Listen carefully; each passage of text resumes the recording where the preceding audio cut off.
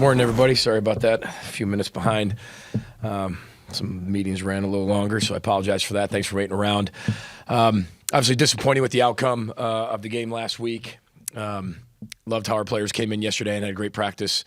We got another rivalry game this week, which 100% of our attention's already on, which is an elite opponent in Michigan. Another rivalry game playing for the Little Brown Jug, and another opportunity. That's what makes playing at Minnesota so great, is you have so many opportunities, especially with this new Big Ten, being able to play a lot of teams, especially with our rivals. So I'm sure you have a lot of questions about the game from last week, which was disappointing second half, and I'm sure we'll get to that. But ultimately, I'm responsible for how our team plays, and I think we've had two bad halves of football in 4 games when you look at it, that in terms of performance. When you go back and look at and you evaluate yourself constantly and you go back and reflect, as a head football coach, my job is to get our team to be able to play their absolute best for 60 minutes, and haven't been able to do that in 2 of the games, in my opinion. So that 100% falls on me.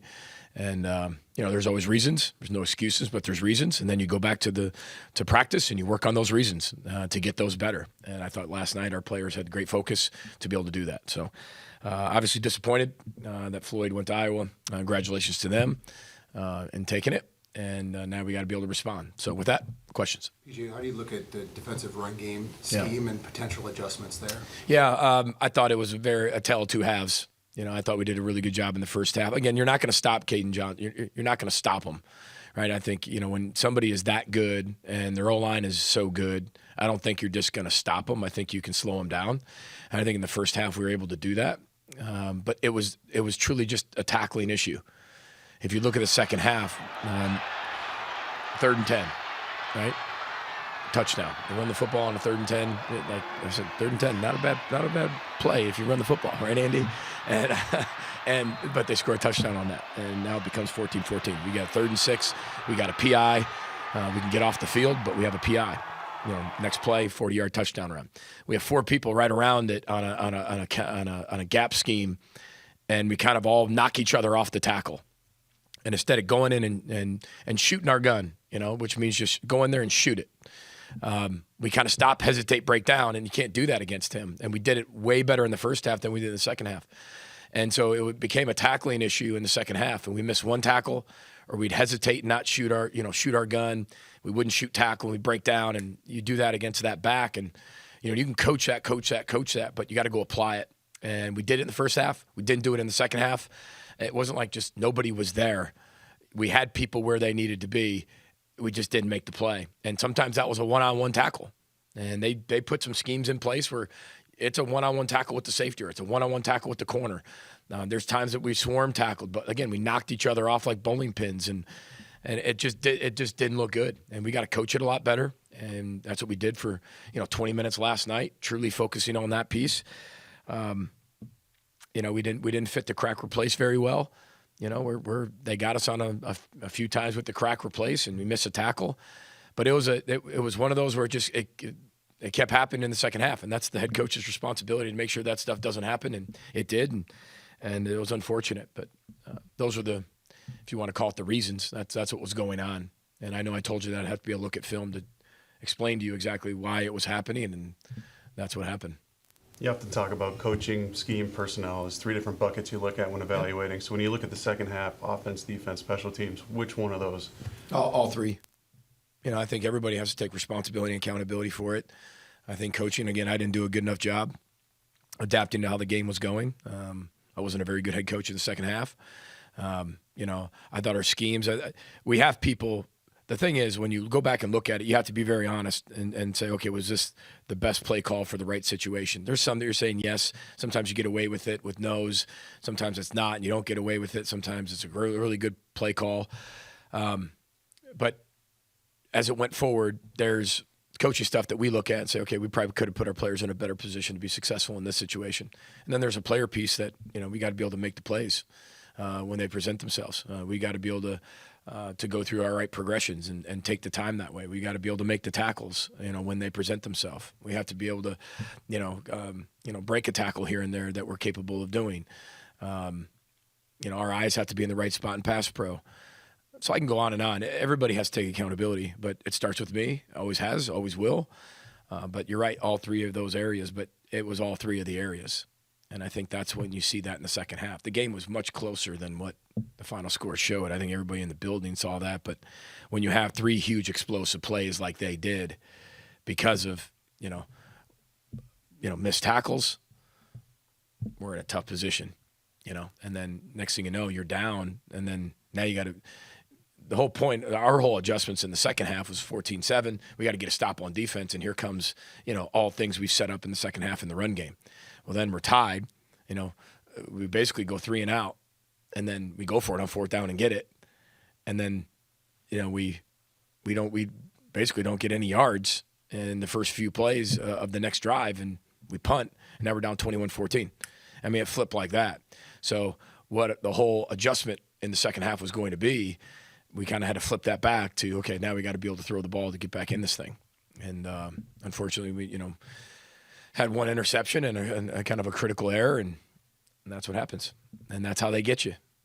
That's how Iowa gets people. It's not just us. It's how you get you. They're like Iceman, man. They're cool as ice. They play a really steady game. And, the run game was really, really good the other day, and the back played an exceptional game.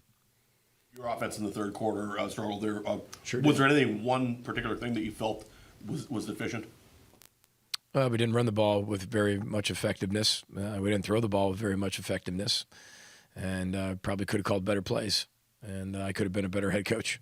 Besides that, how was the play, Mrs. Lincoln, right? I mean, it just wasn't – we just couldn't get into a rhythm and couldn't get into a flow. And that's part of the reason, you can feel things as a head coach. You just don't – you're not rolling dice, and just hope numbers fall on numbers. Even when it's 14-14, going for it on 4th down, I could see. I mean, they were running the ball in the first half. They were running the ball well, but we were stopping them. But after that first big explosive play, you're like, okay, well, we better be able to stay, stride for stride in this thing, and because you don't know what the true issue is just yet. You get to be able to go back at the end of the game and say, okay, in the second half it was this, but that was the end of the game. But you could feel certain things here and there and decided to go for it. We got it, but then we went 3 more plays and punted. So, again, Randy, just a lot. It's all consistent with just not executing at a high level, whether it's coaching or whether it was, progressions or whether it was open people that we weren't able to get the ball to or whether it was, maybe a missed block here or there. And just we weren't in sync in the second half, which ultimately falls on me. PJ, obviously there's high expectations for John Joyner, both from the program and from himself. What needs to be done to kickstart him? Well, I think he's played really hard. I mean, people are getting the ball out of their hand way quicker. This isn't like we're playing a bunch of these drop-back teams just sit back there, and they are. I think he's been very disruptive. I think he's been good in the first and second down run game. I think he can always be better in the first and second down run game, but people know who he is too. And not only that, I mean, we've got other guys that are getting freed up and creating pressure on the quarterback, but, I was not going to sit back there and drop back, 25 times. So it's going to be a little bit more of that run-stopping skill set for him. But I know that, he's going to continue to get better. I mean, he works his tail end off. I think when they start presenting, and think of some of the interceptions we've had is because he's provided the quarterback pressure. Instead of taking the sack, they've thrown it up and we've got an interception. So I see it on both sides of what you're saying. But I know that he's getting better and he's playing his butt off and he's working really hard. And I know those things will start happening and breaking his way a little bit.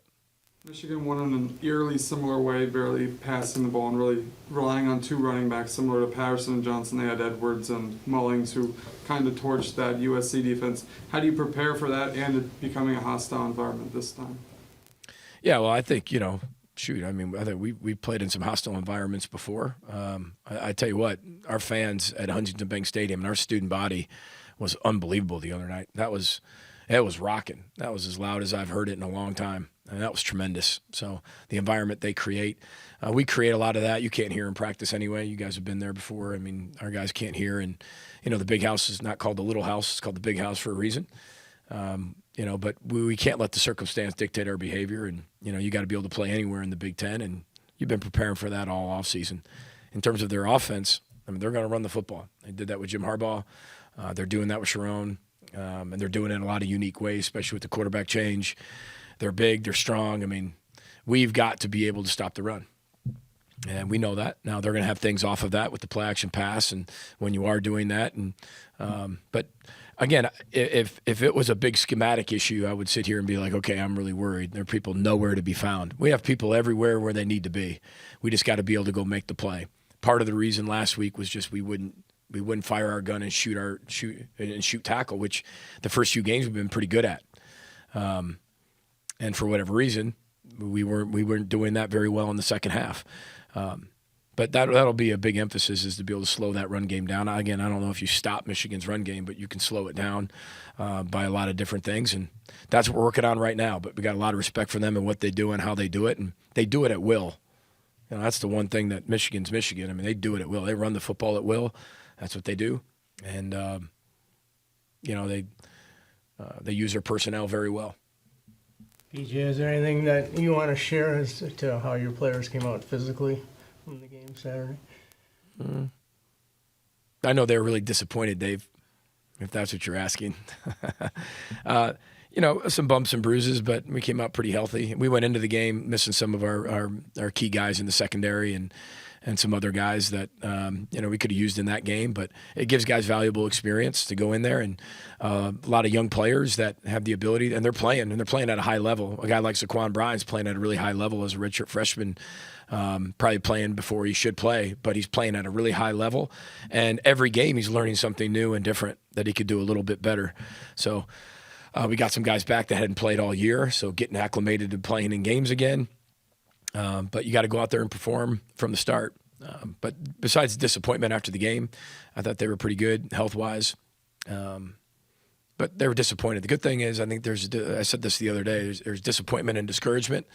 They're disappointed. They came out yesterday fired up, ready to practice. And, we know the schedule we have. We know the Big Ten. We know, it's going to be a battle every single week. And that's what's exciting about it, too.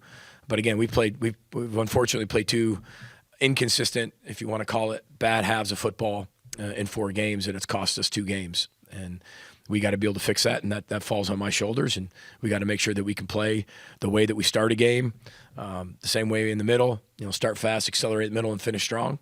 And if we can do that, I mean, this is a really good football team. I really like our football team. I've told you that before. We play some really good opponents, but that brings out the best in you. And unfortunately, those two halves caught up with us. You guys have been pretty good about flushing results, win or lose. Is it easier to do that this week with another rivalry game 2 weeks in a row? Yeah, I love your questions because they're very similar, right? We talk a little bit about, we don't let the circumstance dictate our behavior. It's kind of like after a loss, which hurts worse, or if it's a close loss, does it hurt more, or is it a blowout hurts more? They all hurt the same. Loss is a loss. Each game's its own entity. You have to be able to be trained to just let that go like a goldfish, flush it, move on. And our team's really good at doing that. They were really good after the North Carolina game and responding the way they were to Rhode Island. I thought they took that win and they responded really well the next week with the back-to-back shutouts. I think our first half of football was really good, responding to a back-to-back shutout and coming out and playing really hard and responding to being down 7-0 to Iowa with 14 straight points.